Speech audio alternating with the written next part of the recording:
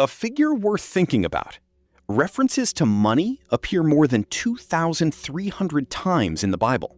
That's more often than faith shows up. It's mentioned more frequently than prayer, even more than heaven and hell put together. Still, at this moment, most people in America set aside under 5 cents per dollar earned. $18.8 trillion. That is how much American households now owe, an all-time peak. Each home carries roughly $105,000 in debt on average. Back in 2025, experts at FINRA asked people simple money-related questions, 7 of them. Fewer than 3 out of 10 managed to answer 5 correctly. A full 10 years later, that figure stays frozen. 1 out of 3 folks actually think saving enough will happen, yet most don't see it working out. That same crowd owns a book found in nearly every household across time, pages filled heavier with talk about money than much else. Still, nobody links the doubt with what's written inside. The gap stays wide, even when proof sits on shelves everywhere. This video focuses on exactly that. It's not about wealth being a sign of divine favor. It's not the idea that giving money guarantees returns from heaven.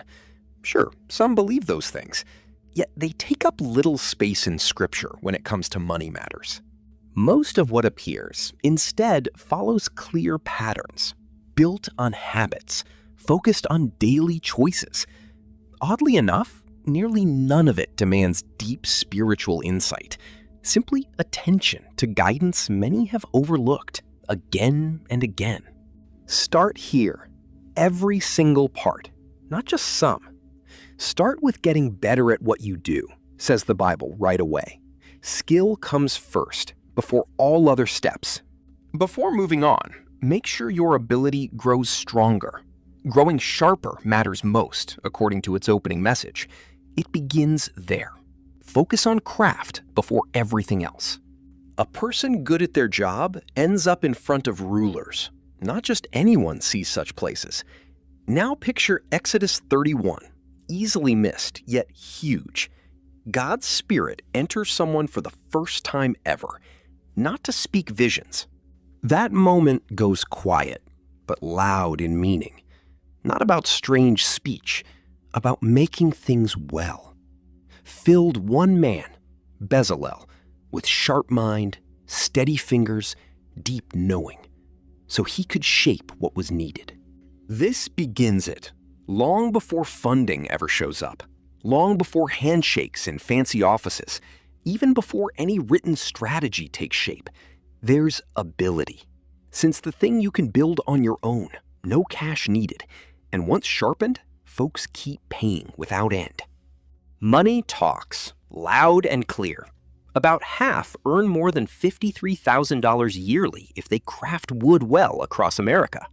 Those shaping how apps feel, near 95 grand on average. Number crunchers in offices shift between 80 large and 120, just by where they land. Most folks can find time if they look. Not one of those paths needed money handed down. Just showing up every day mattered more. Most throw that chance away without noticing. When tools lose their edge, effort grows. A dull blade means heavier lifting. Without a sharp point, every push takes more force. Twice the work shows up fast. Results shrink by half. The verse spells out what gets lost when sharpening stops.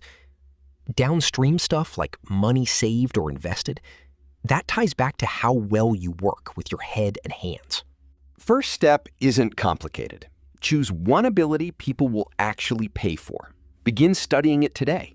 You can find videos at no charge. Books too if you visit a library. Training under someone usually doesn't come with a price tag. What runs short isn't cash. It's staying focused when nobody's watching. Keep going. Motion matters most when you stay in motion. Even without a boss or someone watching, the ant prepares in summer for winter. It moves on its own, guided by instinct, gathering what it needs ahead of time. Faith acts like that too, alive only when it does something real. Without action, It isn't weak or slow, it simply doesn't breathe. A tale unfolds in 2 Kings chapter 4, often seen as just a miracle, though it holds another layer.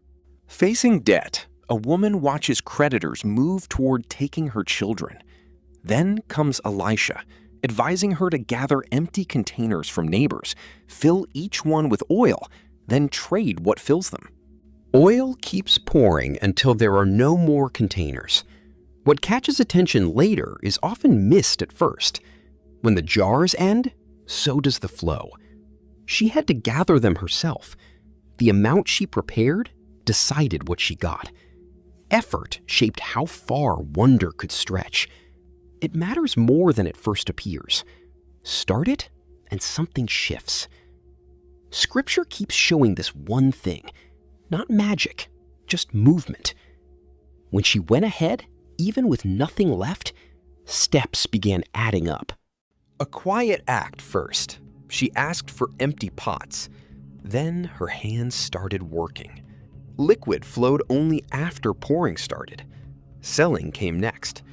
Each part mattered, because without moving, no overflow happens. What grows begins when doing does. Third comes a step the church rarely mentions. Odd, since Jesus spoke it plainly himself. Here's what happens in Luke 14:28. A large group is listening. Then he asks, what if someone plans to put up a tower? Wouldn't they pause, figure out expenses, check whether funds cover the whole thing? This moment shows Jesus talking about planning ahead, taking time to add things up before starting any project. One man kept a country fed during hard times. Joseph saved part of every harvest before the drought hit. Grain piled up over years while fields still grew food. When hunger spread, he opened the stores. People came for help. He gave what was needed. This happened long ago. The record is in Genesis chapter 41. Planning ahead made it possible. Watching numbers helped him lead. Supplies lasted because someone prepared. Most folks skip financial plans for a surprising reason.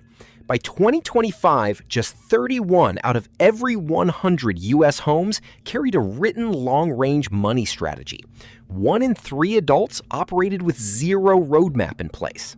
The top excuse? Not apathy. They believed their savings were too small to justify the effort. Backwards? Yes, that thinking runs opposite. You discover the cash slipping through gaps only when mapping it all out, step by step. Profit follows careful planning, just like rushing brings lack, says Proverbs 21:5. Track each dollar spent across 30 days. Record every buy. What shows up again and again? Not an inability to save. Instead, hundreds lost monthly on forgotten buys. Between $200 and $400 vanishing where memory doesn't reach. Fourth comes debt. Suddenly, the words in holy texts feel harder to face. The 7th verse of Proverbs 22 puts it plainly. Whoever borrows becomes bound to whoever lends. The Old King James Version uses servant, but newer ones go with slave. That original Hebrew term packs more weight than just being bothered or delayed. It describes someone whose work, their very effort, answers to another. These days, about 11.3% of what most U.S. families earn each month goes straight toward paying off debts. Picture nearly $1 in every 9 vanishing into loan accounts right after payday. Across the country, people together owe more than $1.28 trillion just on credit cards. When you look at individual homes, they carry an average balance close to $10,582 on their plastic.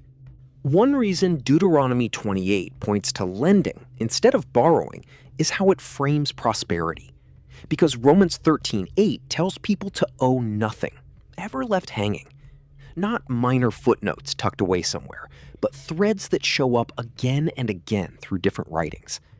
One step follows another when working through this. Sort your debts by amount, starting with the tiniest.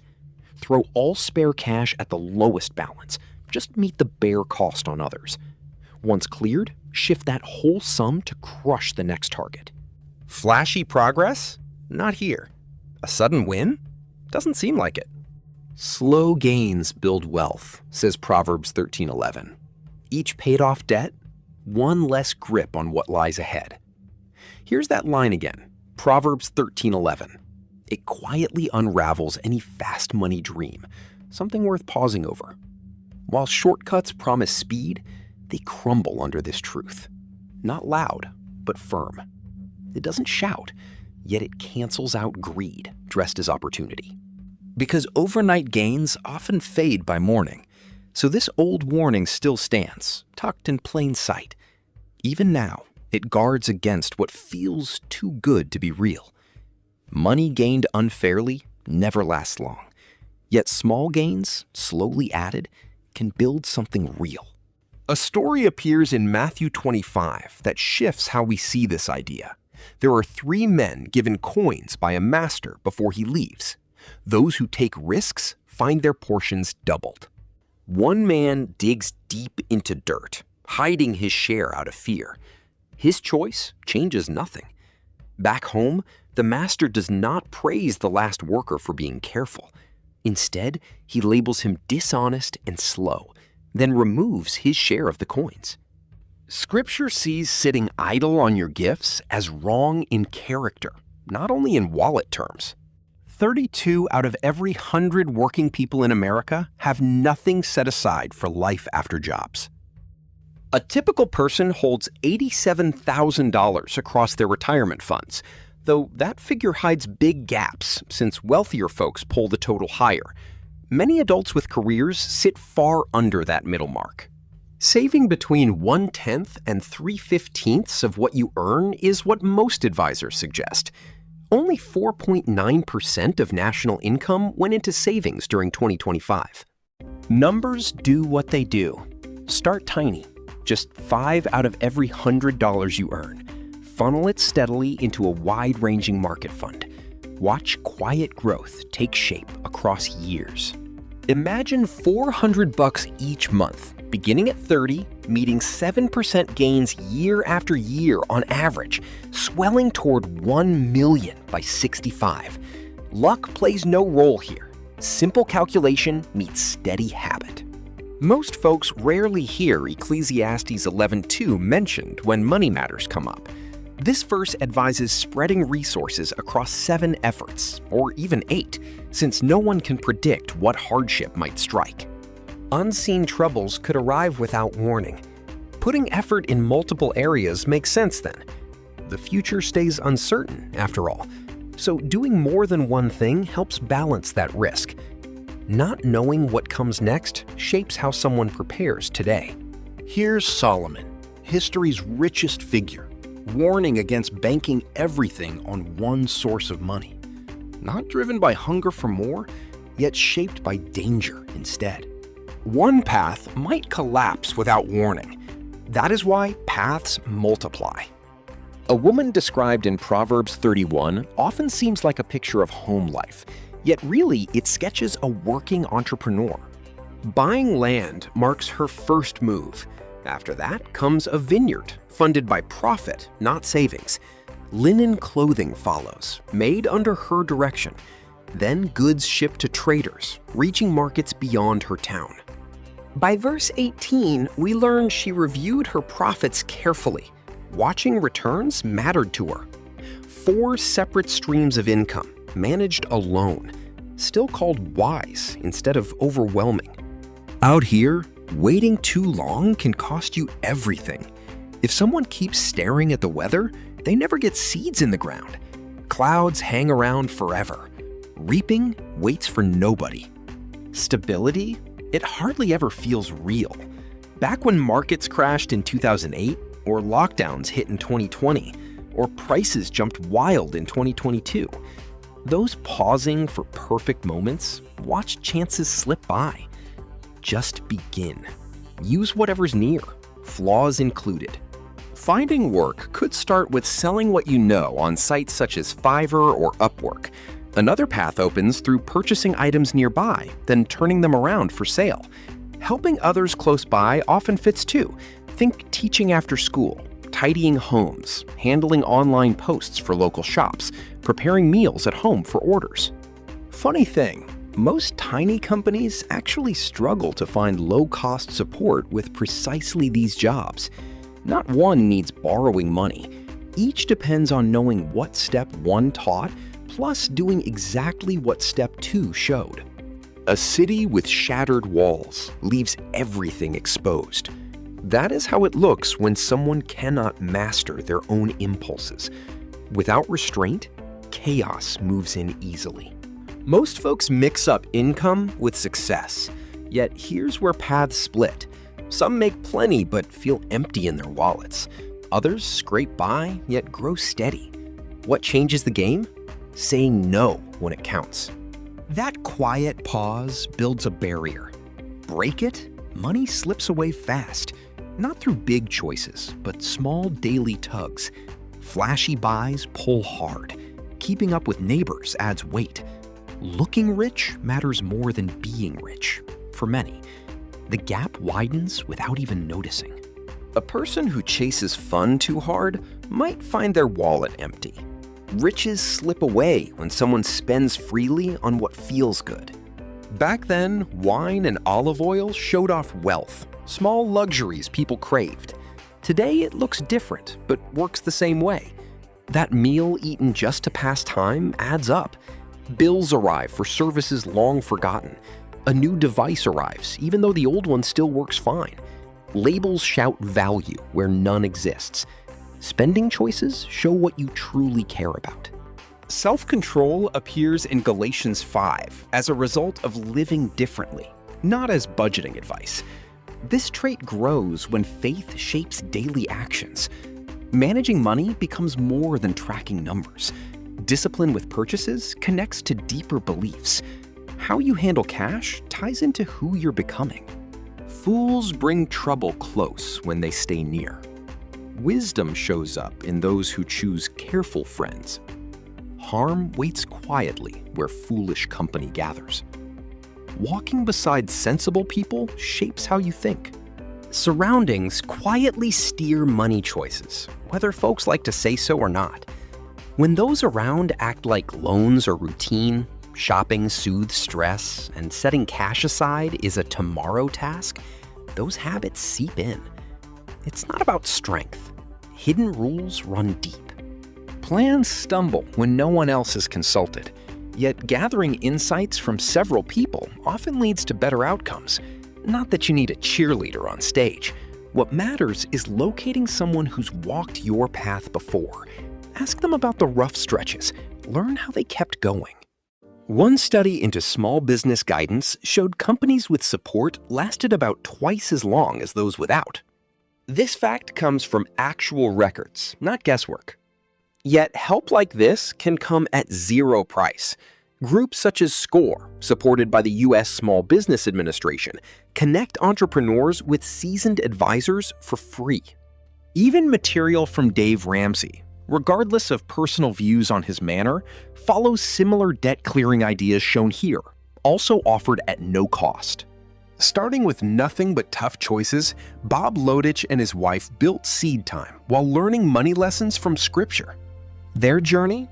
Heavy debt at first, then slow shifts that led to giving more than $1 million. What they share comes without cost. No paywalls, no catches. What matters most? Good financial advice costs very little now. Price is not what holds people back. Choosing to reach out, that's the real hurdle. What often gets ignored, especially by the prosperity gospel, is integrity. It shows up least, though it matters most. A scale that cheats? God hates it. The very term for hate here pops up again when talking about bowing down to idols. Skip honest work. Inflate what something's worth. Profit off another person's lack of knowledge. Scripture links every one of those moves straight to worshiping fake gods. Hard truth, but there it stands. Money gained by cheating never lasts long. Look at what happens without bringing religion into it. Companies go under, shady deals fall apart, people lose respect after chasing quick wins instead of honest work. A good name matters more than wealth, Proverbs 22:1 states. Reputation lasts longer than money in real life. When prices are clear, service truthful, results dependable, trust builds slowly, like saved cash. People come back because of it. Word spreads through their circles afterward. Over time, earnings grow steadier as a result. A life built right shows up later, way down the line. What sticks isn't only money tucked away, it's how folks remember you when you're gone. A name worth keeping means choices held firm, even under pressure. Long after words fade, actions still speak. That's how the numbers line up with the ancient writings when looked at side by side. These days, folks across the US hold more debt than ever before. Savings sit below 5% of income for most people earning wages. About 30% of workers haven't put aside anything at all toward life after jobs. When asked straightforward money-related quiz questions, just over a quarter managed to answer 5 correctly out of 7, a score that stayed flat since roughly 2014. Most folks already know what they need to about money. Take the Bible. Its pages hold more wisdom on finances than many will see in a lifetime. Facts aren't missing. What's broken sits between thought and action. Understanding isn't the hurdle. Movement is. God lets you earn money, according to Deuteronomy 8:18, though he doesn't hand it over directly. It's about skill, not coins. Tools come from him. Still, planting begins with you. Start by seeing the path ahead. A skill grows best when shaped first, then used. Motion matters most when it never stops. Think through each move before lifting a finger. Debt fades faster when attacked without pause. Set aside cash now. Size does not matter. More than one way to earn keeps things steady. Holding on to money takes practice, like anything else. Learn from those who've walked further. Stay honest in how you grow. Starting is what matters most, not waiting until everything lines up just right, since it won't. A big bank account isn't the key. Doing something now, even small, shifts things. Progress begins with motion, not permission from circumstance. Here's something worth turning over in your mind. Scripture does not list riches as an aim. Instead, it shows money tends to follow certain habits when practiced steadily. This difference matters more than people admit. Yet much advice on finances, whether faith-based or secular, blurs the line between purpose and outcome. Here's a thought that sticks. Forget asking how to earn more cash. Instead, ask yourself what habits you truly follow versus merely agree with. Share your thoughts below if you like. That space between doing and just saying is exactly where change begins. Here's a thought that sticks. Forget asking how to earn more cash. Instead, ask yourself what habits you truly follow versus merely agree with. Share your thoughts below if you like. That space between doing and just saying is exactly where change begins.